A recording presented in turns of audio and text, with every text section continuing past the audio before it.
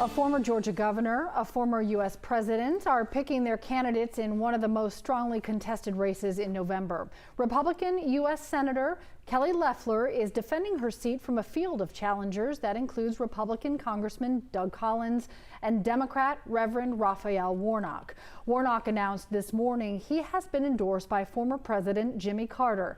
Meanwhile, Nathan Deal, who left the governor's office last year, is throwing his support behind Congressman Collins, also announced early this morning. Current Georgia Governor Brian Kemp has already appeared in ads supporting Senator Loeffler. No surprise considering he appointed her to the position over Collins and some others. You can find election updates and resources on the 11 Alive app and 11alive.com/vote. That's also where we will be posting results when we get them.